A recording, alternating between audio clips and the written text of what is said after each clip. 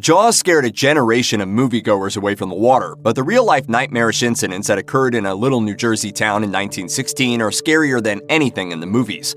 So prepare yourself as we explore the messed-up true story that helped inspire Jaws. On July 1, 1916, an athletic youth named Charles Van Sant stepped out onto the shores of Beach Haven, New Jersey.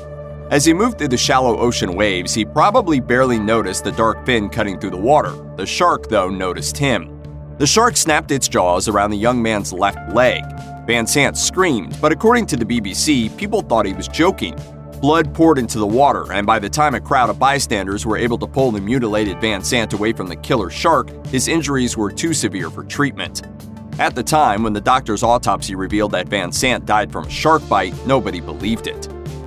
5 days later, tragedy struck the Jersey shore once again. A young man named Charles Bruder had only swum about 100 yards into the water when he began crying for help. Lifeguards were eventually able to pull Bruder into their boat, where they discovered that both of his legs had been eaten off. The lifeguards raced the dying Bruder back to land, but he died from his wounds. At this point, the media took notice. Patrols were launched. The fact that two otherwise healthy young men had been killed in the ocean in the span of a week wasn't normal. The week after the first two attacks, a boy named Lester Stillwell took a swim with his friends in New Jersey's Matawan Creek, which was pretty far from anywhere you'd expect to see sharks. But it was there that a shark clamped its teeth down on the boy's arm and pulled him underwater. When Stillwell's friends ran into town for help, a tailor named Watson Stanley Fisher went to the creek to try and save the boy. As Fisher tried to pull the boy's dead body out of the stream, the shark chomped down on his leg, tearing out 10 pounds of flesh. Fisher escaped from the water but died from his wounds. By this time, the Matawan locals had seen two of their people killed and one injured, and they were no longer debating what the attacker was. The man-eating shark was obviously real, and they wanted the creature dead. The town of Matawan went to war against the shark. A $100 bounty was placed on the animal's head. Locals took to the water, desperate to take down the animal. Many wielded pitchforks, others brought spears, some fired their shotguns, and the truly furious ones tossed live sticks of dynamite right into the creek.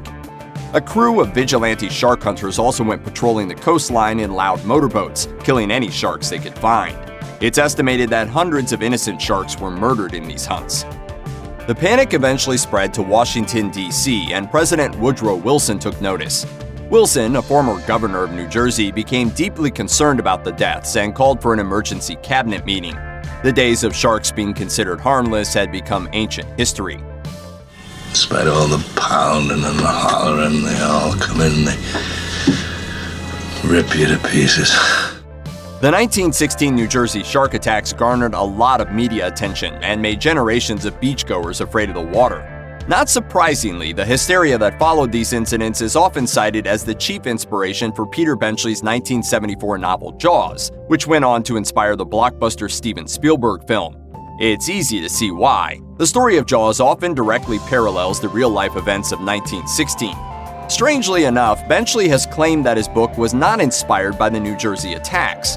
However, it's also hard to imagine that the 1916 events didn't at least subconsciously inspire Benchley's work, even if they weren't a conscious influence. The key element here is that the cultural fear of sharks in the US stems from the 1916 attacks. So if these tragic events hadn't occurred, Jaws probably wouldn't have caught on.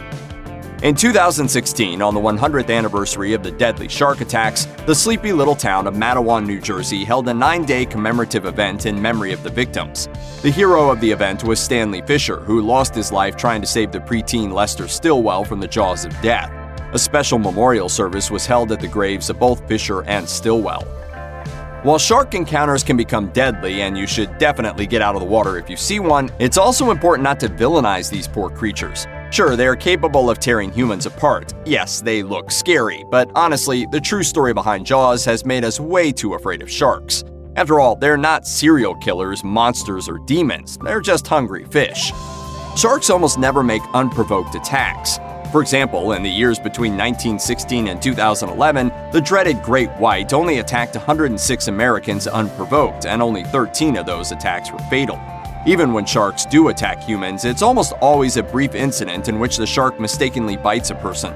Once they realize humans aren't their intended prey, they tend to let go. Plus, a 2013 study showed that sharks have a lot more to fear from humans than the other way around, given that people are estimated to kill between 63 and 273 million sharks a year. So hey, take it easy on the sharp-toothed ones. Check out one of our newest videos right here. Plus, even more grunge videos about history are coming soon. Subscribe to our YouTube channel and hit the bell so you don't miss a single one.